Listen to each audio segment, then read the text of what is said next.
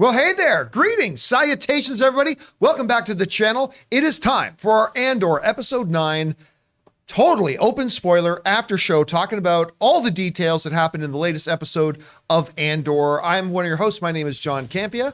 I'm joined by Robert Meyer-Burnett. How you doing this afternoon, Robert? You know what? I am doing quite well. You know, I see these shows and I wake up in a great mood because they're so wonderful.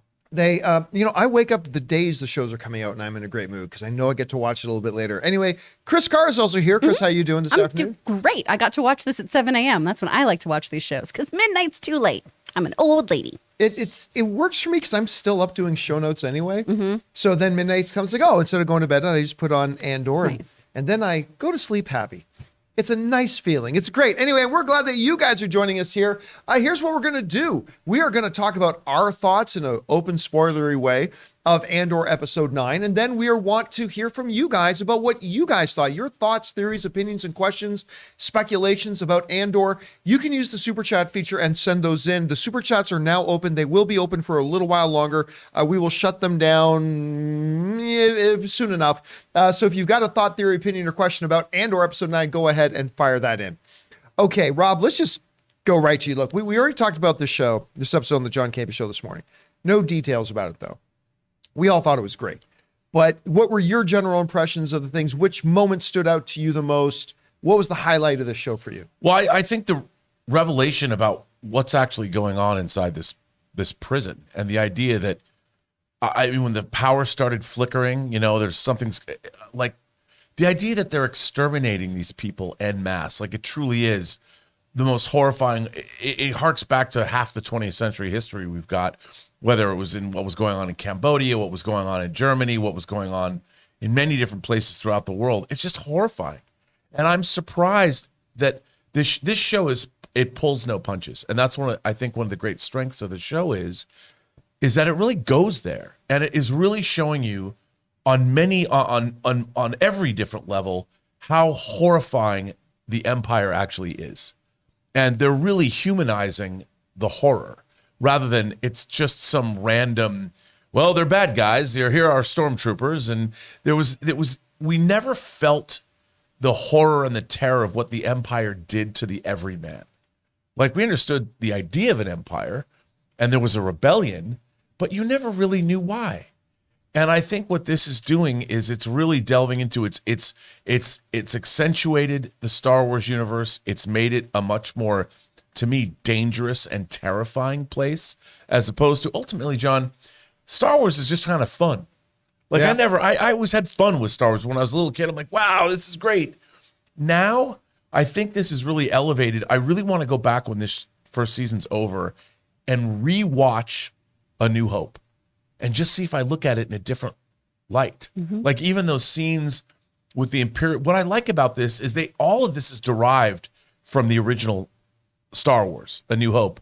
That scene on the Death Star when Vader and Tarkin walk in and you see the Imperial officers arguing, that's one of my favorite scenes because it was world building. And the way they've leaned into that, the whole thing with the ISB, all of that is reminiscent of the very roots of Star Wars. And yet they've given us something, and they've made the universe a far more terrifying place. And I have to tell you, I kind of love it. Yeah, I mean, one of the things we talked about Andor before a lot was the fact that in Star Wars, and we've said this before, we've always known, we hate the Empire. But like you said, we've never really seen why. We've never seen what was the actual practical, tangible effect of the Empire over the people who lived within it. And this show has been giving us a look at that. Like, on every level. On all the different levels, from political to daily life to everything. People looking over their shoulders, blah, blah. But also going into Andor, we said, the reason I got excited about Andor when they announced it a couple years ago was the fact that everything we've seen about the rebellion, other than maybe Saw Gerrera a bit, but he was kind of labeled as an outlier. Right. The rebellion is just shiny heroes and, brave deeds and blah, blah. It's like, but if you're going to do this, like a couple of weeks ago when Luthen and his main girl, they're like, oh, you know what? Andor saw a lot of me. He probably has to die. And but that's what rebellions would have to do, right? The dirtier side of the rebellion, the people who had to get their hands dirty and all this kind of stuff. And by the way, the ending of this episode, and I know I'm jumping around a lot here, but there was a little bit reminiscent of several different movies. But to make an analogy that I think you'll appreciate, Rob, the ending of this movie reminded me a lot, and I never know the names of episodes, of the one episode of Star Trek: The Next Generation. What? When with the, how many lights are there? There are 4 lights. So that reminded me of that, because throughout this thing, how many guards are there? Just don't worry about it. How many guards are there? Stop talking about this. How many guards are there? Dead silence at the end. How many guards are there? 12.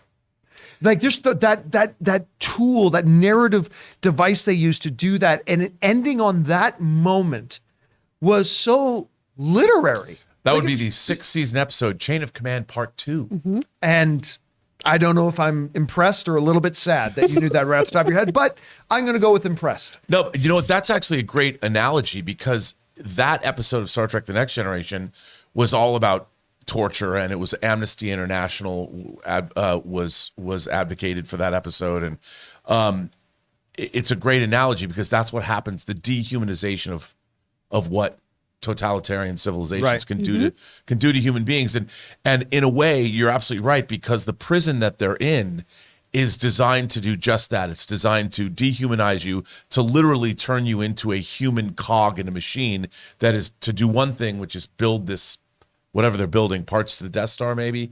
And it is terrifying, and it is horrifying and dehumanizing, and it's so well done on this show. By the way, Joe Arnold in the live chat reminded me of, so he just said something in the live chat that reminded me of something that I had thought of too.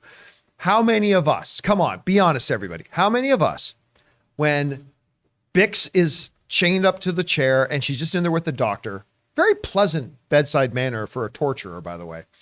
And the doctor says, we have a new thing we're experimenting with. How many of us expected to see this floating black droid with a little syringe sticking out? 1,000%. Yeah. With the, like, totally thought that's what was coming. Yeah. But no, alien dying death screams. Okay.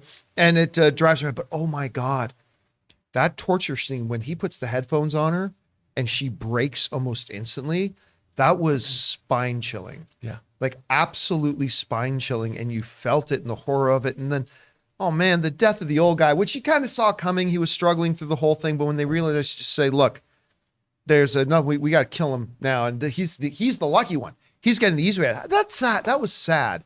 And the way Andy Serkis played it too, because like Andy Serkis he's got 43 days left or 43 shifts left, just 43 shifts. And then they find out the stunning truth. Somebody got released and just put right back into another level. Mm-hmm. And when it started a fuss about it, and that's when they realized none of us are getting out of here. This is it. They're going to use us till we can't be useful anymore. And then they're going to flood us out. And that the horror of that moment. So this show, every couple of episodes, is like almost changing. It went from a heist thing to an espionage thing. Now it's a prison break kind of thing. All while and by the way, the reveal of Mon Mothma's cousin, because you think the camera goes in there and you see the rebel girl is Mon Mothma's cousin. Then you go, well, actually, you know what? That makes perfect sense with their connection to Luthen and all that kind of stuff. And her parroting back to Mon Mothma what her girlfriend was telling us, like, this takes priority, we take what's left over. You know, that whole line, the absolute radicalization and dedication to the cause and whatever it is, that was powerful. I am still believing, I have nothing to back this up with, that we are going to find out that Mon Mothma's husband is a part of another one of those rebel cells that Saw Gerrera listed off all these different factions of the rebels. The other episode, I think we're going to find out that just like it's a Mr. and Mrs. Smith thing, right? Right. That just as Mon is part of this rebellion thing, and the husband doesn't know, he's part of one of the rebel cells too. I don't know that. I'm just taking a wild guess at it. Anyway, Kris, your general impression, what were some of the big highlights of the episode for you? First of all, I don't think Half Man Bun is going to be a rebel, because he just seems like the worst. He seems like the worst. It's a facade. Maybe that's his whole thing. He's like a Bruce Wayne type of being like, I'm just a billionaire philanthropist, blah, blah, blah, blah. No. Gosh, the Mon Mothma stuff in this episode was great. You touched on this on the morning show, just having her trying to connect with her fellow senators and them just being so dismissive, and seeing how much those other politicians look down on their people and do not want to hear any of this. You know, you see that Mon Mothma has tried to do things the right way, right? You see that she actually is trying to use her platform for good, and it's not served her in any way. So that only leads into the frustration with having to do things in this manner, right? And not feeling like she's doing the right thing because now she has to be involved with, seedy, corrupt criminals and things. Like, she does not want to be that kind of politician, but that's what it's going to come to. So all of that was really, really cool to see.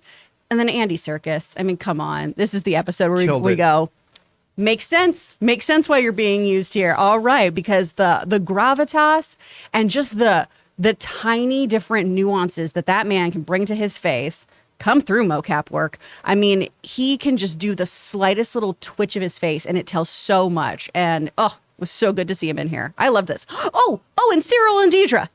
What the hell was that? Oh, yeah. He is so into her in like a weird way. And I'm sorry. It feels like a feet thing where he's like, you're a powerful woman. It was the arm grab for me. I'm sorry. Oh. But did it, this is horrible and awful. Mm-hmm. But did it start to seem like she was starting to be romanced by it?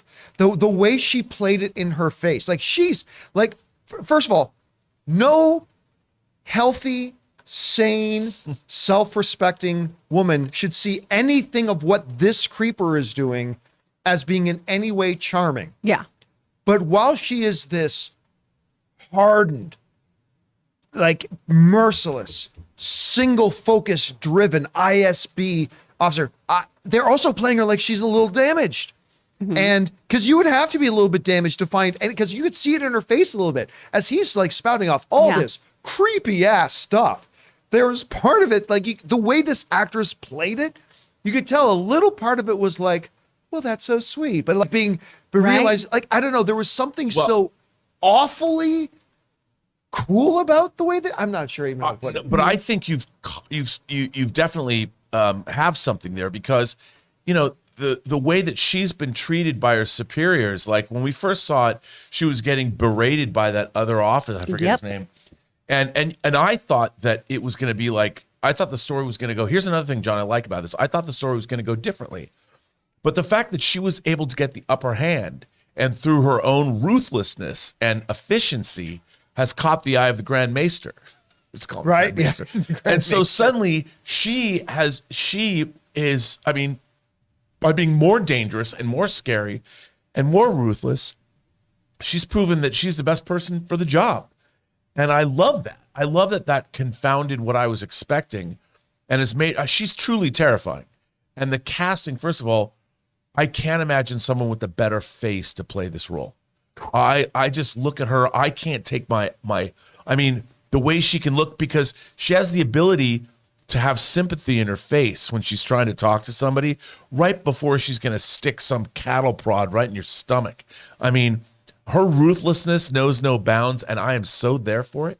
By the way, somebody help me, because I feel bad that I'm forgetting. And I meant to look it up, and I didn't. Cyril's uncle's name. Because here's the thing, guys and lives, and forgive me that I don't know this off the top of my head. When Mon Mothma's friend says to her, the guy we need to go get money from, the guy's name is Davo. And I'm like, wait a minute, is that the uncle's name? They're saying Harlow? Uncle Harlow. You're right. Yeah. Because when they said Davo, I'm like, wait a minute, are they crossing the streams here? Is this going to be connected? That would've been cool. That Uncle Harlow, that makes much more sense. Do you have the screenshot? Yeah, this was at a party I was at and got to meet the great Andy Serkis, Supreme Leader Snoke, and oh my God, he was so good in this thing. That is, and how about the change that he's made between episodes? Yeah. In the first episode, he's this unsympathetic capo, and not much hard-ass. to do, honestly. It was kind of a one-note thing, right? Right, and now his revelation, like, he's trying to protect himself and his men. It's like you realize he just wants to get everybody out of here, and he really cares. And you watch him; he does a whole 180-degree turn throughout this episode, and understands just how horrifying he's been trying to keep everybody safe, and he can't. And he realizes this. And he had 40 days left, or whatever, 43 shifts left. 40, and the horror, the sadness, and I feel but he's betrayed too, because he thought the system was not going to betray everyone, and he finds out it does, and the look on his face and the way he's playing it, dude. Yeah, this is going to turn into Hogan's Heroes now. Oh man. They are on the move. They want to get out. Great escape. Are there any key scenes that we're forgetting about here? Like, all the stuff in the prison's been fascinating. The stuff in the Senate with Mon Mothma, that was really the main. And then I did like the ISB when Mon Mothma went to talk to her banker friend again, and she's like, "I'm in real trouble here. You know, what do I have to do?" And so she's going to have to. They're eventually going to find this. And I'm going to have to get in bed with criminals or somebody. Like, you don't want to get. I don't want to do business with this guy. And you realize that even the people with the best intentions have to compromise. Everyone is compromised on this show, and you know, despite all that, they're going to have to figure out a way to form this rebellion and make it work. And I love that there is no heroes on this show. There are people that are doing things that are heroic, but none of them are heroes. They're they're trying to be, but they have to compromise who they are in order to do it. And which is showing again the dirty side of a rebellion, though, what they would have to do to get their hands dirty. When you look at the original trilogy, it's a very binary look at good and evil. And in any kind of uprising, there's going to be blood on the hands of everyone involved. Yes. And so it's really cool to see that version of this, of everyone lives in a morally ambiguous state. It goes really back rad. to something Luthen said in, I can't remember if it was last episode, 2 episodes ago, when he's talking about, you know, because of what you pulled off at Andani. Is it Andani? Aldani? Aldani. What you did there, it's they're going to bring the weight down on everybody. And Luthen's like, yeah, exactly. Because oppression breeds rebellion. And it's like, yeah, I know I'm going to cause some suffering for people. But it's what we got to do. Right. I mean, so like, it's just all this, 50 Shades of Gray going on is kind of intense. Anyway, guys, question is for you. What have you thought about it? We now want to throw this over to you guys and hear from you about what your thoughts, theories, and opinions are, your questions, your theories that you have about what's going on in Andor episode 9. What were your highlight moments from the episode as well? Now, we're going to get to that in just a second. But first, we're going to thank the sponsor of this video, our friends at Wondery and their official Rings of Power podcast. Guys, we want to thank one of the sponsors of this episode, Wondery, and their official Lord of the Rings Rings of Power podcast. Your host, Felicia Day, and several special guests provide an inside look at the groundbreaking series and what it took to bring Middle-earth to life. Each of the episodes of the official podcast features exclusive interviews with the series showrunners, J.D. Payne and Patrick McKay, including the very first full breakdown of the incredible season finale. Felicia also goes behind the scenes with the cast and crew to bring you jaw-dropping stories and Easter eggs you won't want to miss. So watch The Rings of Power on Prime Video and listen to all 8 episodes of the official The Lord of the Rings, The Rings of Power podcast for free on Amazon Music. Download the Amazon Music app now. And thank you to Wondery for sponsoring this episode of our show. All right, guys, with that down, let's throw it open to you, hear from you about your observations of Andor episode 9. So, Kris, what do we got up first here? From Ismail Montoya. Hey guys, I'm really impressed with the style of the show, but do you think this is a new norm of writing in Star Wars? I would watch everything Star Wars. Well, here's the thing. As much as we are lauding how great this show is and the way they're doing it, I don't want all my Star Wars to be this way. No. Like, I love it because it's a departure from what they normally do. This is the first Star Wars that is truly made for adults. And I love that. But that doesn't mean we want to throw away all the other types of Star Wars, like your standard, like your Return of the Jedi, your Empire Strikes Back, all that kind of stuff. They should do multiple things because, listen, this galaxy is huge and vast and there are different types of people and characters. So, no, I don't think Andor is going to be the hearkening of, this is now how all Star Wars is going to be.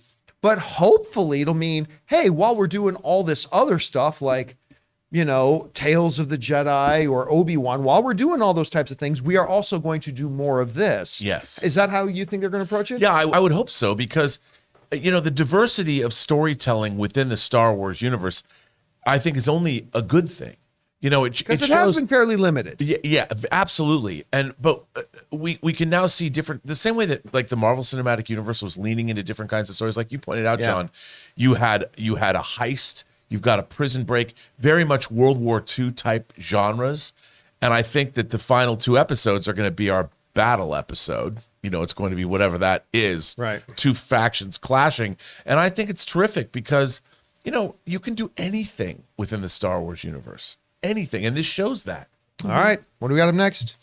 From Jamie Sundays, the last scene got a bigger, some curse word, yeah, than Endgame portal scene got from me. LOL. God, Andy Serkis is the freaking GOAT, baby. You know what? That is a great example of what I meant by, I say, like, this is Star Wars for adults and stuff like that. Because if you are just big in narrative and story and depth of character, you're right. This last scene, when he says again for the 4th time, how many guards? And this time Andy Serkis says 12. Was it 12 or 12? Never more than 12. Never more than 12. Boom. That is, if you are somebody who relishes and appreciates great writing, great storytelling, great character depth, that is a Portals kind of scene. Now, fortunately, I'm the type of person that I love both of those types. I love what they did with Portals, and I love what they did here. But again, going back to the diversity of spreading it out. But you're right. That last moment, I was just like, I got chills in that last moment when he says never more than 12. I'm like, oh my God, that is such good writing.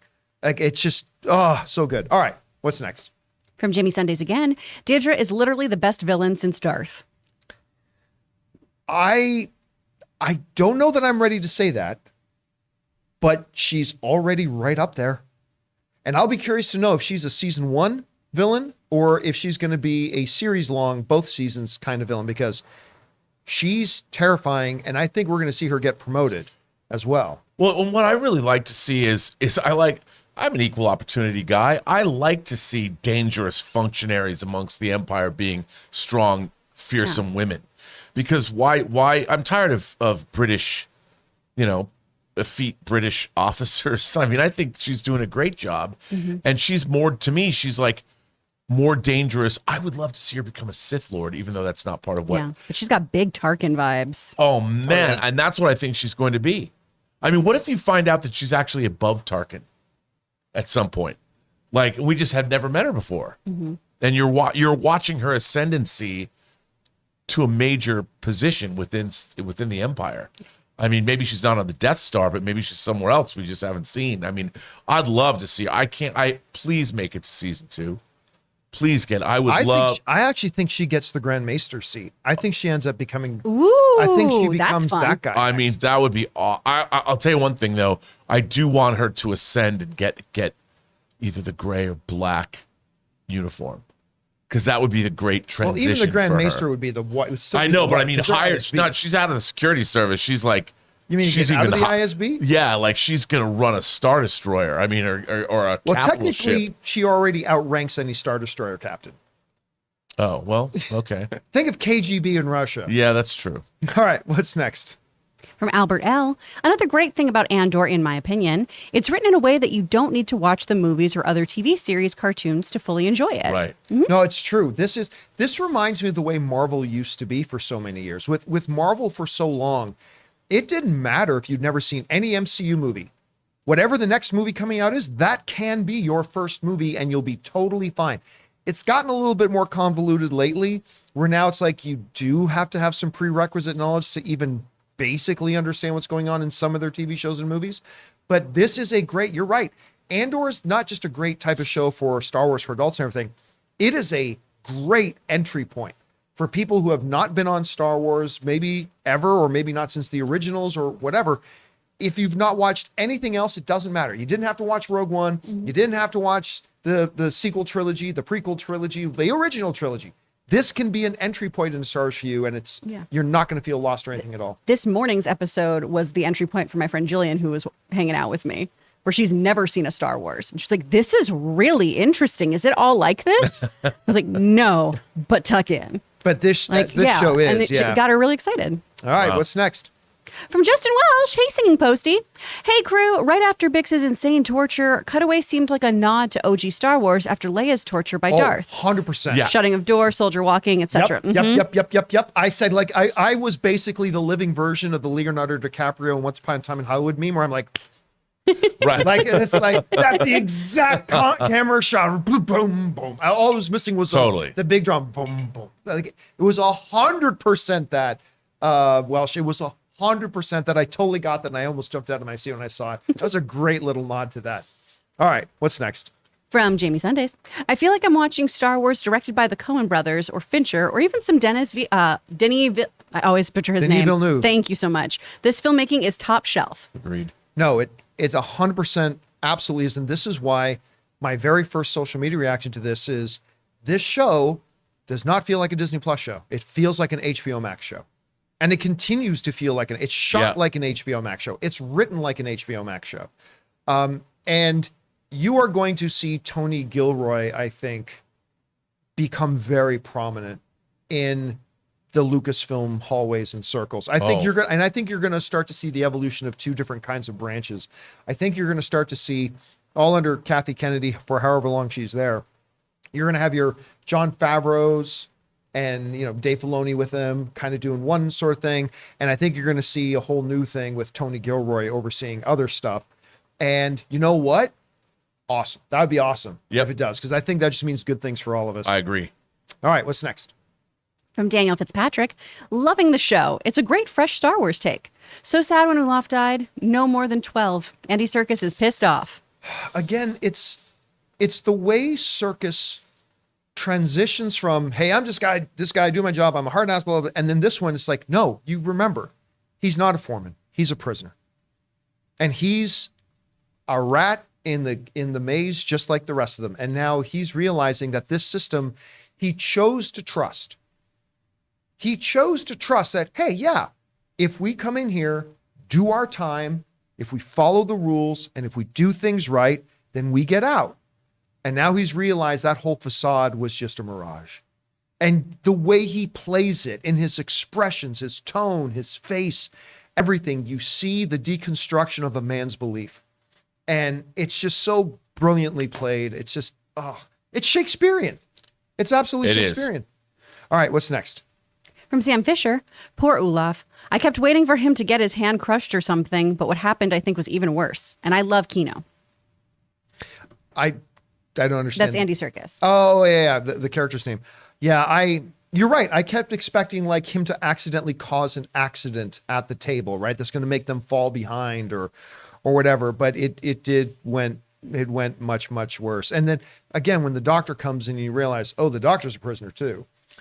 And they bring him in and the doctor says, look, he's getting the easy way out. Like, we're effed. I mean, so moving. And by the way, you go back to the last episode, Olaf, if that's his name, right? Mm-hmm.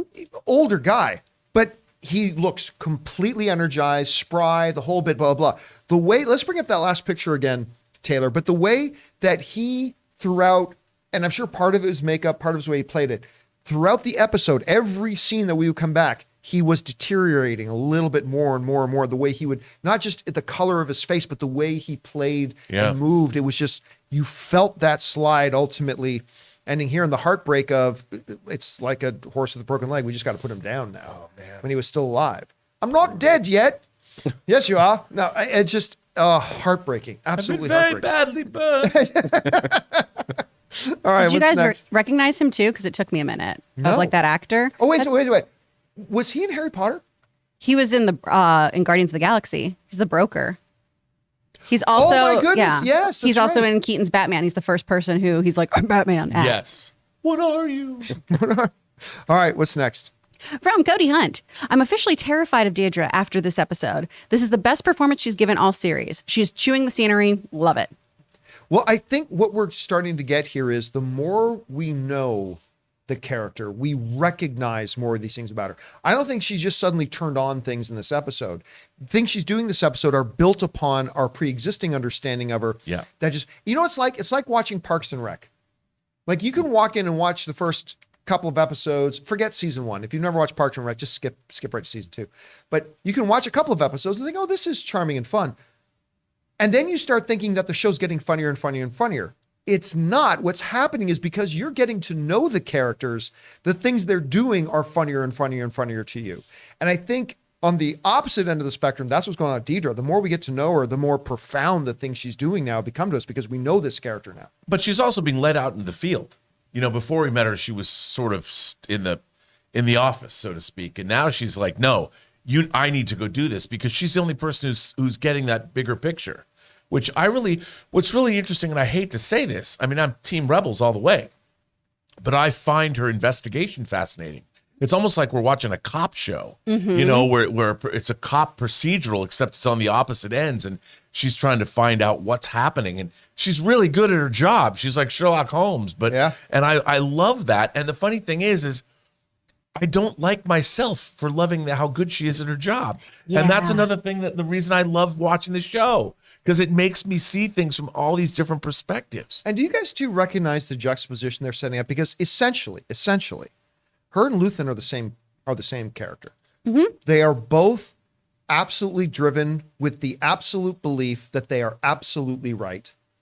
They're willing to sacrifice certain things and principles in order to achieve what they believe is absolutely right. Yeah. She believes in order, stability, rule of law, all this kind of stuff that the Empire represents. She believes in that and whatever. And she's willing to follow the rules, but get her hands dirty at the same time, all that kind of stuff, right? Luthen's the same thing. I mean, they're very different characters, but their philosophies and approach, I think they are a direct juxtaposition. I think you're right. Other. Yeah. How cavalier she was with a ship should malfunction and we should have the pilot inside dead. Yeah, let's have him dead. Yeah. And how quickly that came to her and her just being like, it was as if she was going, no, this week I think we should order from Subway. Like it was just so nonchalant. And that is when I went, oh, these are so similar in that, no, this is what we are going to do. Yeah. Oh, when Bix says to her, you wouldn't believe me anyway, would you? And she's like, no. I suppose not. Like all this talk I've been doing about, save it. Yeah, no, I was just going to torture you anyway. It's like, because she believes in it. She believes that it's the right thing to get this information. Yep. That makes them the most dangerous. Mm-hmm. All right, what's next? From Tatooine, the tension continues to build. Love how Cassian continues to chip away at Kino. Deidre's determination and discipline would make even Thrawn proud. Oh, Thrawn would love her. Oh, yeah. As a second in command. Like she's totally Thrawn's kind of officer. Oh, and you look like you had something to say. No, I was just thinking the way that I could, when you were saying that, I was lost in a reverie thinking if Thrawn was Tarkin, she would be Vader to his, just like Tarkin had Vader, she could be, without being Darth Vader, she could be the enforcer and do it, maybe not using the Force, but she's that formidable. All right, what's next? She'll do the dirty work. From Anubis Genocide, goddamn, I love Andor. That moment when you can see on Andy Serkis's face where his character decides to join Andor's escape plan. Heart, eyes emoji. But the great thing about it was I think a lesser filmmaker, a lesser storyteller could have played off Serkis being pissed off, finding out what he did. And of course, his character was a bit. To me, the key to it was a brokenness. Like, yeah, he was mad. Yeah, but there was a brokenness in him as well that just made it feel so real. Yeah. You know what I mean? That you're like, which is why I had to like stop and replay that a couple of times. It's absolutely moving. Well pointed out. All right, what's next? From Mickey Bell, I love political maneuvering in this show. It's the sort of stuff you get in the books and comics, but now on a show. Every scene with Mon Mothma is great. You know, I heard somebody say that, Mon Mothma was actually pretty stupid. Like I was seeing this online. Like if she's trying to organize this rebellion, she shouldn't be making waves in the Senate and blah, blah, blah, blah. But I was like, no. Wait, no, you got to go back to what she was saying earlier in the show, where she said, I need to look like I'm just a pain in the neck. Mm-hmm. Right? Like, because nobody in that Senate is going to look at me and think, well, she's organizing a rebellion, because like she's actually standing in the Senate doing it's actually the perfect cover. It's hiding in plain sight. Yeah. If she stopped doing it, if she suddenly wasn't challenging the Empire, that's when it looks suspicious. When she's standing in the Senate, drawing attention to herself, that's probably the safest place for her to be, because as long as they think I'm a nuisance, they don't know what I'm really doing. Right. And what are you really doing? I mean, it's actually quite brilliant. I love the way they're portraying her. All right, what's next? From Cody Hunt, is it just me or was Cyril hitting on Deidre? Yes, I'm sorry, was there any subtlety to that? Like, wait a minute. He's like staring at her mouth when he's talking about how powerful she is. Like, this is a very sexual tensiony moment. We can end this destructive conflict. Bring that up again for a second. The super chat. Who was it? Was that Cody Hunt? Cody, I'm just busting your balls here as a fellow fan, and I'm just busting your balls a bit. But that's kind of like asking, now, wait a minute, is it just me, or was Thanos up to no good? I mean, yeah, that was, yes. I don't want to make waves here, but Yeah, it was very, very clear that he was totally wanting to dive into that Imperial, those Imperial sheets, man. I want to on a date. That was a great one. it'll be very structured. All right, what's next? From Jacob Pinchin. So how many guards on each floor? Never more than 12. Wow, what a way to end an episode. I root for Deidra at ISB, but despise her with Bix. Superb writing. I mean, but that's the thing. When she's in with Bix, you are seeing her in her truest form, in her truest color. And Kris, you brought up the great, like a companion to that is her in the ISB war chamber and saying, okay, so let's kill the guy, put him in the ship, make it look like that's her.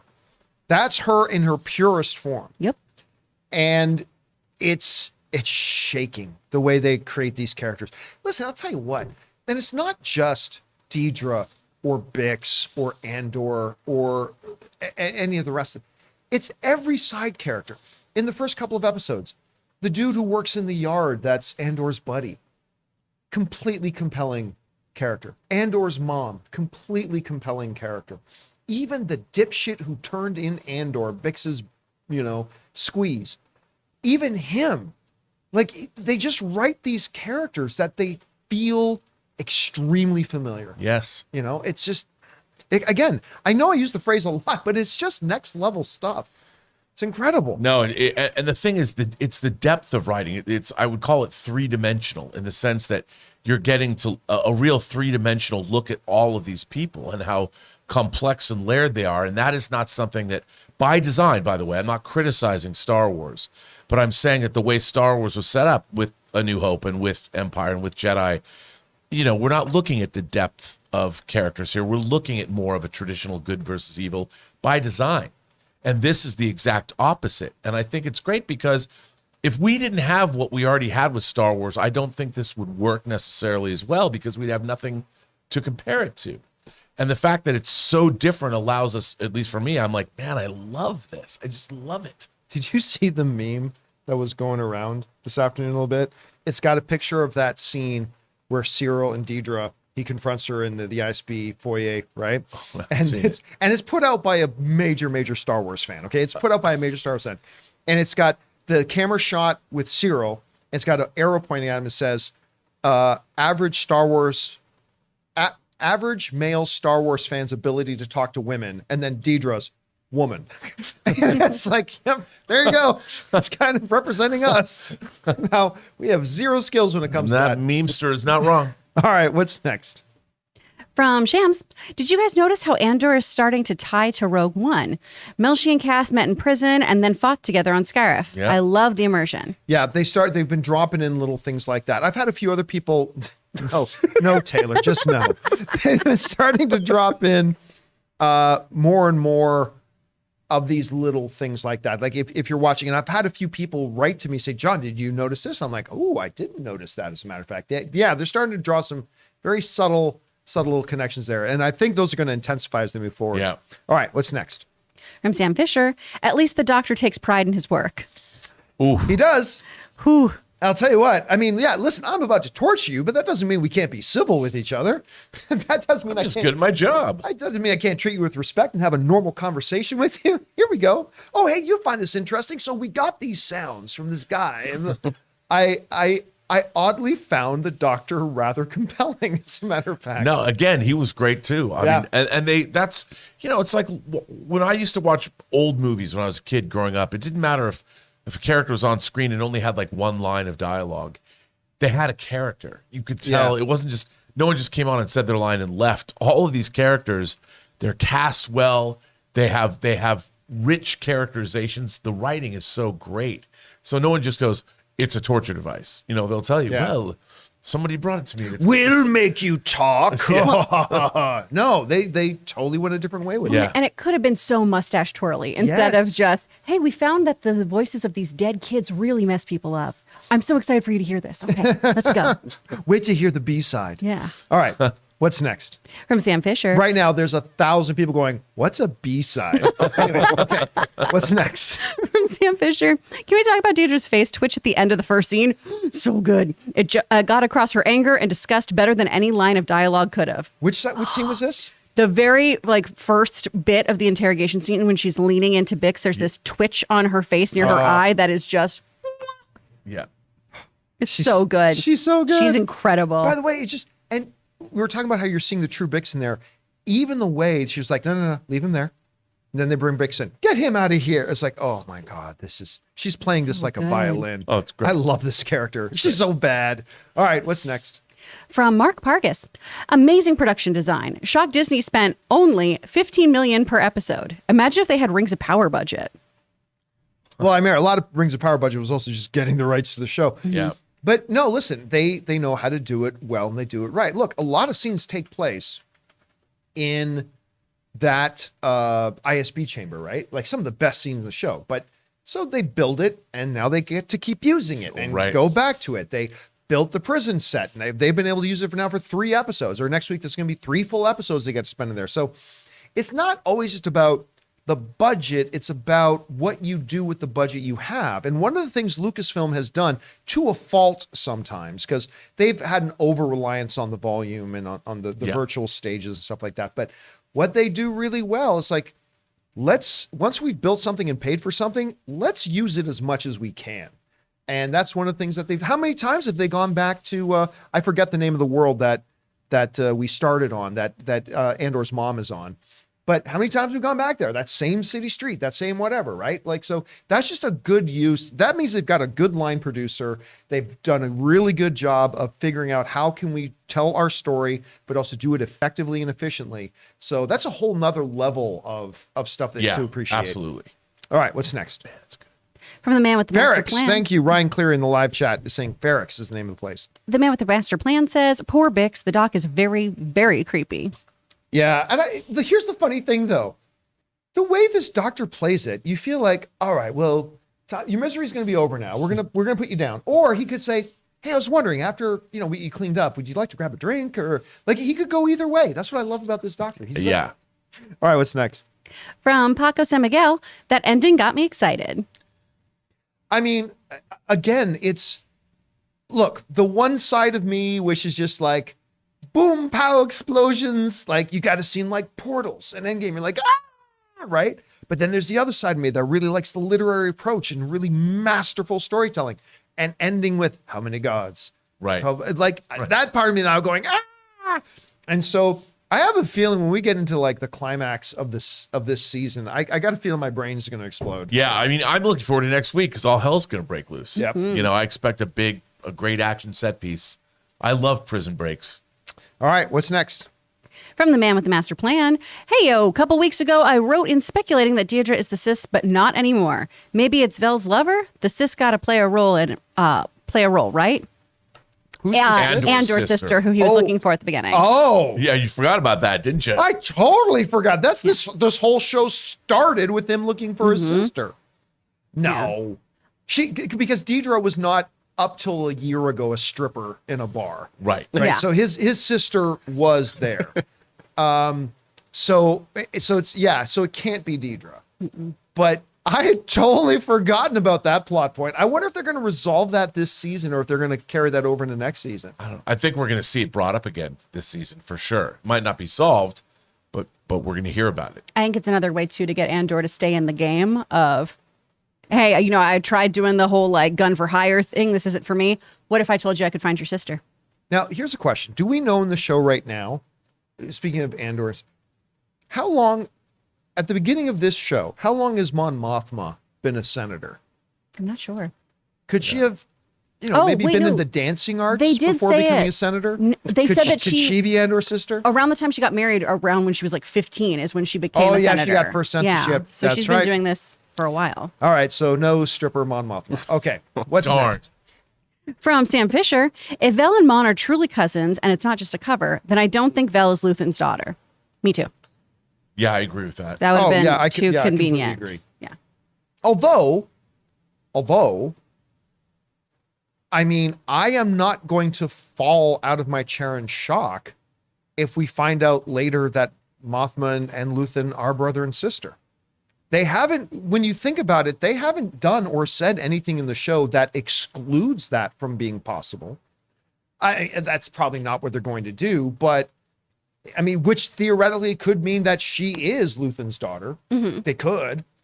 So I don't know. I wouldn't be surprised. But it also really doesn't matter. It's not like when you're talking about the Skywalker saga, who's related to who. I think with this, I mean, it was interesting to find out that they were cousins, like familial members. That makes sense. But I don't think it's no shocking, I am your father. Or their family, like their plan might be like the Targaryens. I mean, the brother and sister could have got married. The second cousin had a kid with the first cousin. Oh, no. So you are my daughter's sister cousin. Like all at the same time. All right. What's next? From Assistant Professor X, the units they're building are adjustable geodesic frames for the circumference of the Death Star. Maybe. I'll buy that. Yeah. I definitely think they're parts to the Death Star. Here's the thing. The Imperial War Machine, even though the Death Star is going on, the Imperial War Machine just continues to be the Imperial War Machine. I mean, that looks like stuff that's been on the walls of a Death Star as well. So, I mean, it might be Death Star related. Doesn't necessarily need to be. It could be like anything at all. Like that looks like a common piece of equipment that could be applied to Star Destroyers, TIE Fighters, turrets, a Death Star, maybe. Again, we are 5 years here before anybody in the rebellion, including Andor, have ever even heard of the Death Star, right? So, I mean, I don't know if they're going to tie Death Star here, but it is possible. It is going on. It's being built right now as this show is going on. It's nearing completion. It's been building for, 15 years at this point? So, yeah, maybe it is. All right, what's next? From Cody Hunt. After every episode, I want to rewatch the whole series. You're not wrong. I know. I keep wanting to go back and do that, but I'm going to wait. I'm going to wait because I really can't wait to watch it all at once. You know what I think I might do? I'm not sure about this, but I remember Dennis, the first season of Game of Thrones, I never watched. And then when it was coming up to the season finale of season 1 of Game of Thrones, Dennis had like an all Sunday party at his place and starting at like 9 a.m, and they were going to play the entire first season to build up to the season finale. And so Ann and I were like, well, we've never seen, why don't we go do that? Like, Dennis always barbecues up some really good food. Let's go over there. And that's how I saw Game of Thrones season 1 for the first time. Wow. So maybe. That's cool. Maybe I might throw a little party, but you know what? No, because then it's 11 episodes. Yeah. That's a long. 12. It's a long day. Well, but 11 episodes prior to the first, to the finale. Right. Yeah, that might be a little bit much. And that's only in 2 weeks. Yeah. Or 3 weeks. That might be a little bit much. All right, what's next? From Sam Fisher, I keep waiting for one of the high-level Imperials to be revealed as a rebel spy. Maybe the Major? We have already seen the infiltration of the rebels into the Imperial ranks. Hey, listen, General Hux can be a resistance informer. I mean, yeah, maybe. Actually, you know what? Who was the other supervisor, ISB supervisor, running interference on her when she was trying to get the information? What if he ends up being a rebel? Could be. Spy, right? Because he was getting in the way of her investigation, try to muddy the waters and figure that out. That would be a sweet revenge tie-up of that little subplot, right? Where the season ends with that guy being led off to the gallows. Woo! All right, what's next?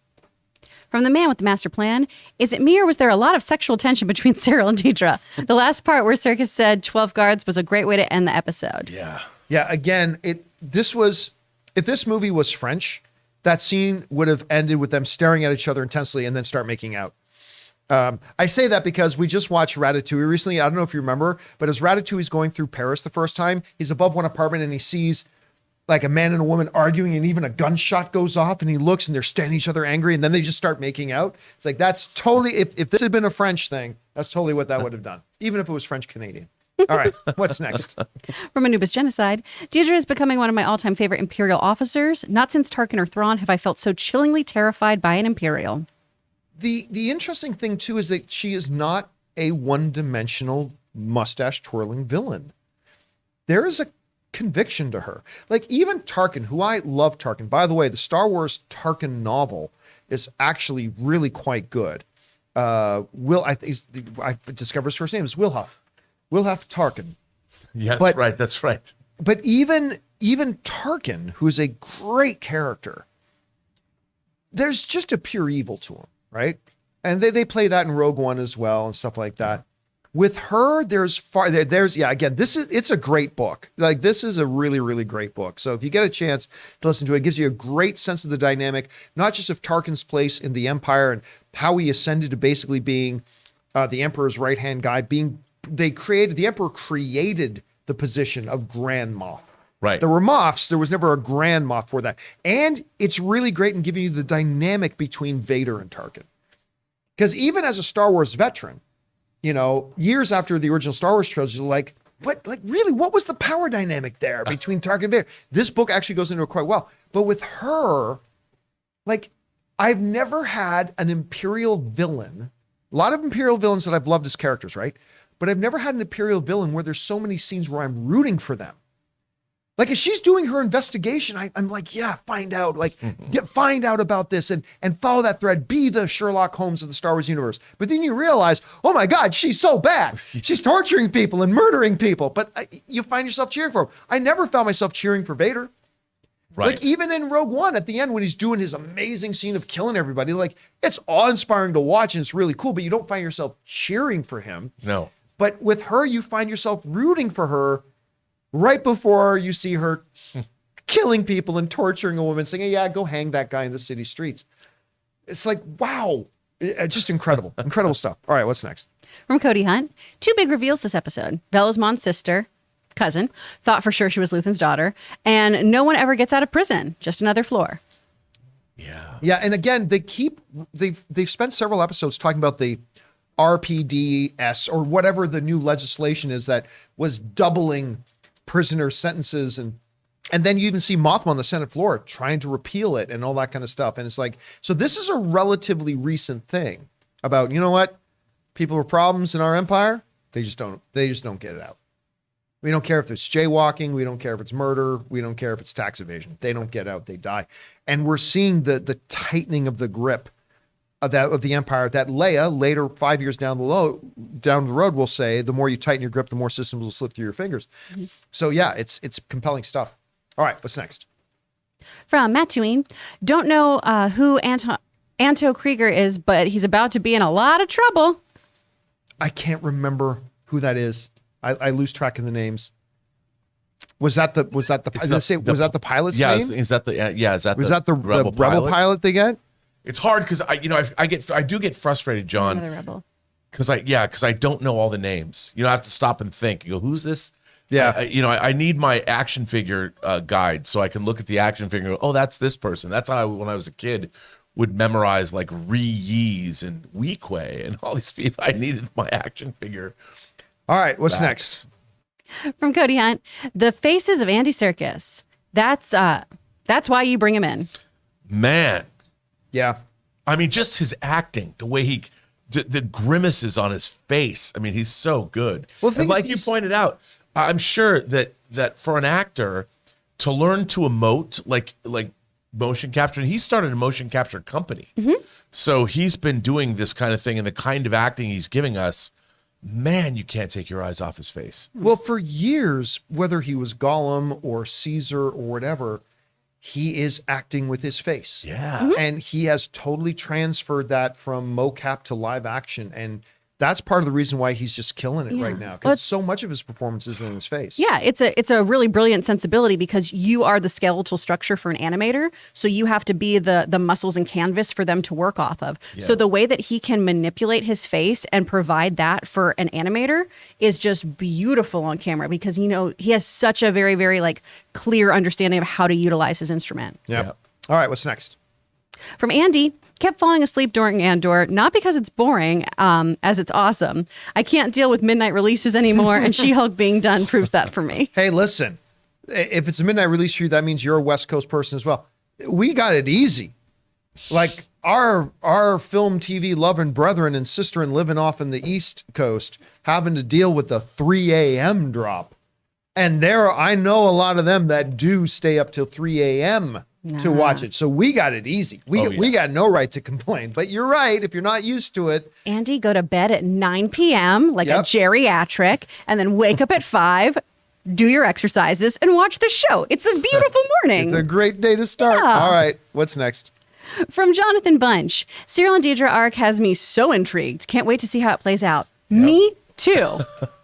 At the start of this show, that is not what I thought I wanted. I still don't know, but I was just like, what in hell is this? Oh my God. Yeah. Yeah. I'm so intrigued. There is something so dark about that whole dynamic. Like that is a broken. It reminds me a little bit of Joker and Harley. Like there is something like, oh no, this is so bad for both of you. Don't do this. But I want to see it happen so bad. We'll see. All right, what's next? From Bert, 1, euthanasia. 2, dying kids' screams used for torture. 3, eliminating 700 prisoners to cover up the truth was not on my bingo card for a Star Wars show. Dude, this shows. We need to remind ourselves. We need to keep back. This show starts in a strip club. This Star Wars show starts in a strip club. I mean, I am no longer surprised. I mean, last week we had a suicide too. So suicide, euthanasia, genocide. Well, Star Wars has done genocide before, but we've never felt it so much like that. But it was always faceless genocide. Yeah. We never saw that. We did. I mean, I guess in Force Awakens, you could say we did see the people before the planet was slammed into by a beam weapon, but not in the original Star Wars. No, we were only told that a million voices cried out. Yeah. And suddenly, by the way, I saw another. No, just a little headache.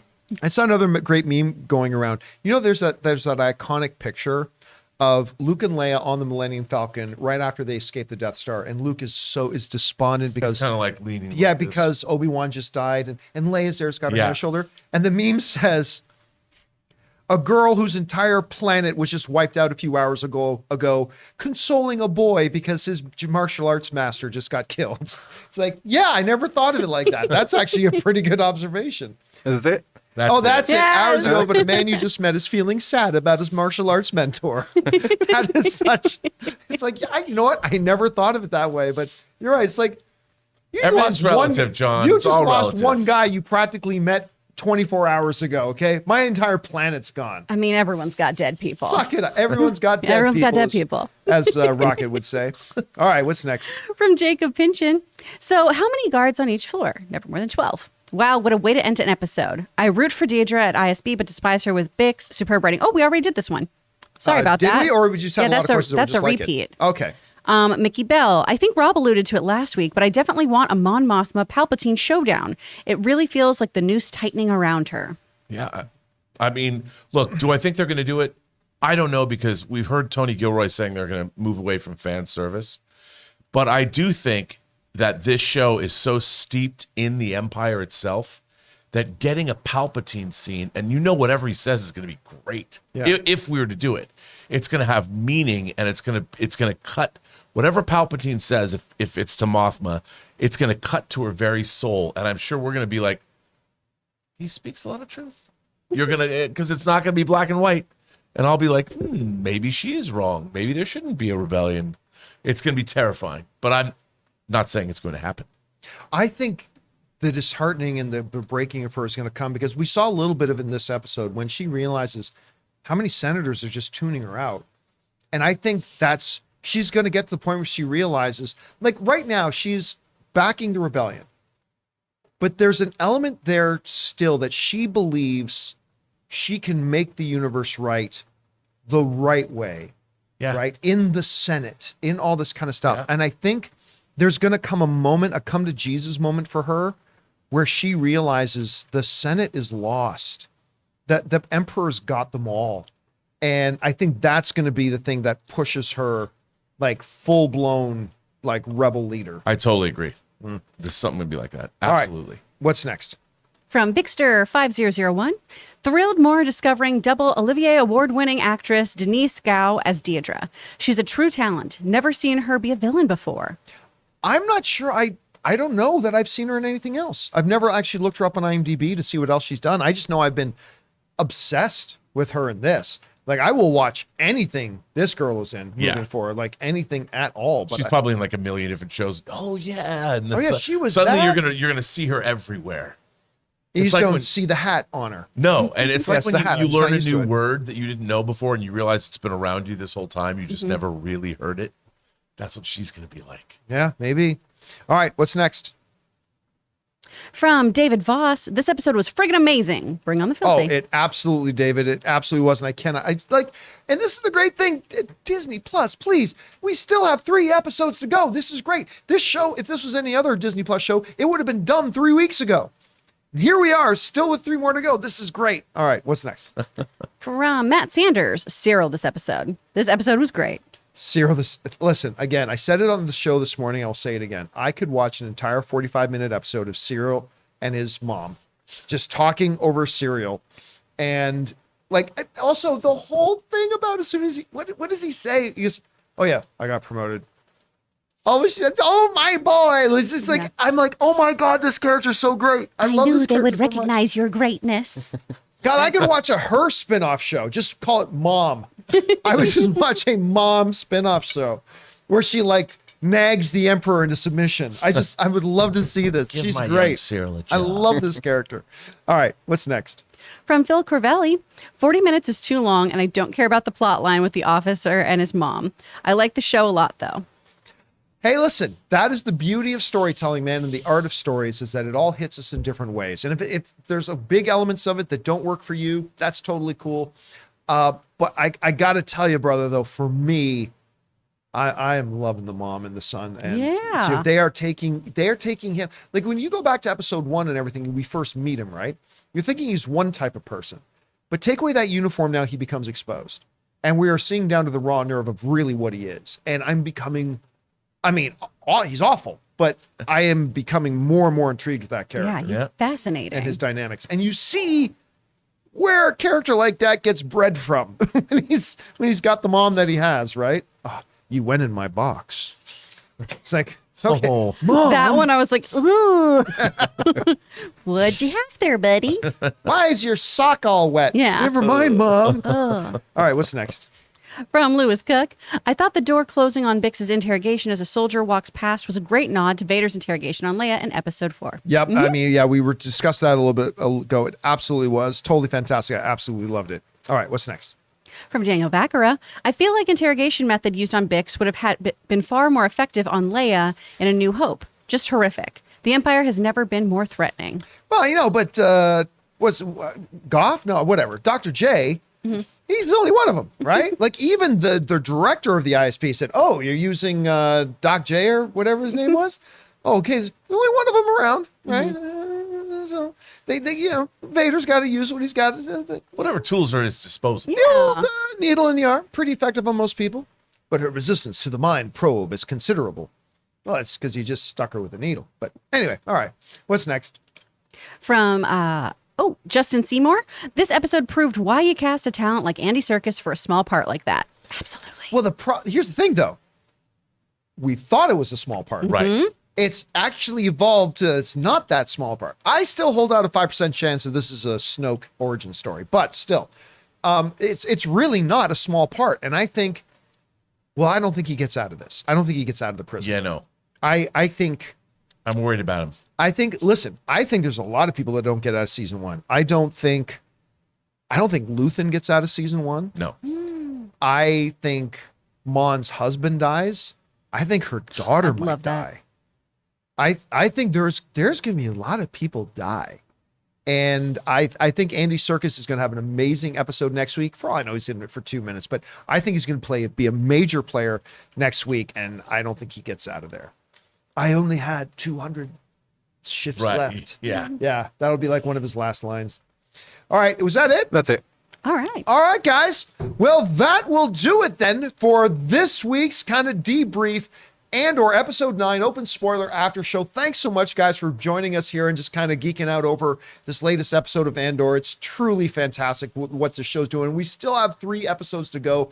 I am so psyched. Hey, guys, if you're watching this video after the fact, make sure you jump down into the comments and let us know what you think. What were the highlights for you of this episode? Also, don't forget to click the like button. Make sure you subscribe to the channel. And guys, make sure you come back for tomorrow's episode of the John Campea Show. So, for myself, Mr. Robert Meyer Burnett, Kris Carr, Taylor's been running the show back there for us today. My name's John Campea. Thanks for being here, guys. And until tomorrow, bye-bye.